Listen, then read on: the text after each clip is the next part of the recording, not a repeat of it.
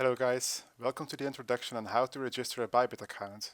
We'll be using ByBit as an exchange for this video since the Goose-X bot will soon stop supporting BitMEX and only ByBit will be used in the future. First of all, we'll have to go to the ByBit website, that's www.bybit.com, but to make things easy we'll just click the URL found in the info channel on the Goose-X Discord. So on the website, we start by clicking the register button in the top right corner and then we enter the email address and password we want to use for the registration.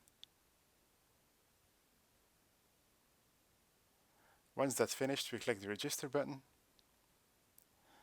And next, we'll receive an email with a verification code. So let's check our inbox. There it is. Copy the code from the email and paste it in the text field on the website. Let's complete the registration and we're all set. In the next step, we'll add two-factor authentication to the account for two several reasons. The first obvious one is the security reason, so your account wouldn't be hacked that easily. The second reason is because we have to create an API, which we can't do without having two-factor authentication enabled.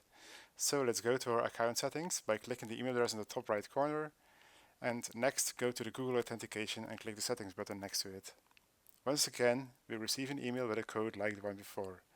Enter the code on the website and click confirm. First let's copy the code. We'll enter it here or paste it, and as we said, we click confirm. Let's now scan the code with an authenticator app on the smartphone. I prefer the Google Authenticator app, so I'll do that right now. At the bottom of the QR code you can see the recovery key. Make sure to write it down somewhere safe so the authentication can be recovered when you lose your phone or it gets stolen, for example. Next, after the QR code is scanned, we receive an authenticator code from the app. Enter it in the text field, click confirm, and the two-factor authentication will be set.